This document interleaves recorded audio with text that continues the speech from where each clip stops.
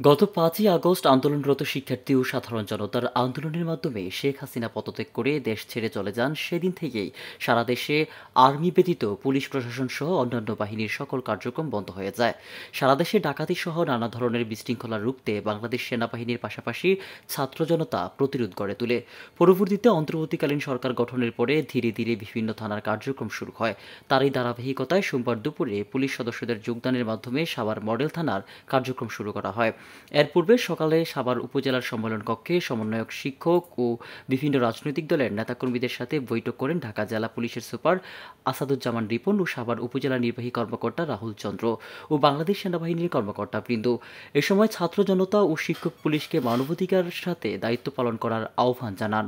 এখানকার সম্মানিত নাগরিকদের যেটা আশা রাখি যে আপনারা আমাদেরকে সহযোগিতা করবেন। আমি সবসময় আপনারা আমাদের সহযোগিতা করবেন।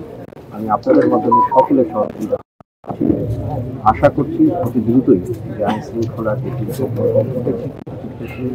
সেগুলো আমরা ঠিক করে ফেলতে পারব। জাহাঙ্গীরনগর বিশ্ববিদ্যালয়ের সমন্বয়ক মোহাম্মদ জিতু বলেন, তারা আশা করেন পুলিশ তার ভুল ত্রুটি সংশোধন করে কাজে যোগদান করে সাধারণ মানুষের জানমালের নিরাপত্তায় নিয়োজিত হবে এবং সাধারণ মানুষের প্রতি তাদের দায়িত্ব পালন করতে সচেষ্ট থাকবে।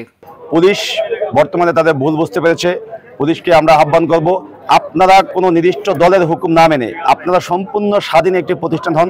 আপনারা নিরপেক্ষ জায়গা থেকে দায়িত্ব পালন করুন এবং সেই মানুষের প্রতি যে আহ্বান জানানোর জন্য কিন্তু আজকে সাভার উপজেলা কমপ্লেক্সে সেখানে আমাদের ঢাকা জেলা এসপি মহোদয় আসাদুজ্জামান এবং আমাদের সেনাবাহিনীর সদস্য সহ আমাদের সাভার উপজেলার ইউনো মহোদয় সহ এই সাভার উপজেলার সকল পেশাজীবী মানুষদের এবং আমাদের যারা বৈষম্যবিধি ছাত্র আন্দোলন সমন্বয়ক আছি এবং যারা শিক্ষার্থী রয়েছে তাদের সবাইকে নিয়ে একটি মত বিনিময় সভা করেছে। আপনাদের কাছে আমাদের একটা আহ্বান থাকবো যে আপনারা সবাই পুলিশকে সহায়তা করবেন, কারণ পুলিশের প্রধান কাজ হলো মানুষের জানমালের নিরাপত্তা দেওয়া। এ বিষয়ে ঢাকা জেলা পুলিশ সুপার মোহাম্মদ আসাদুজ্জামান রিপন বলেন, তারা এই ধ্বংসস্তূপের মাঝে দাঁড়িয়ে নতুন করে সাভার মডেল থানায় কার্যক্রম শুরু করতে চান। আজকে থেকেই সাভারের আইনশৃঙ্খলা রক্ষায় মডেল থানা পুলিশ কাজ শুরু করবেন বলে জানান তিনি। আমরা এখন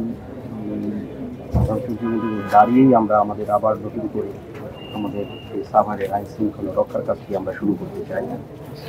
আশা করছি এখন থেকে সাভারের যে আইন শৃঙ্খলা রক্ষার যে কার্যক্রমটি, যেটা সাভার থানা পুলিশ শুরু হবে।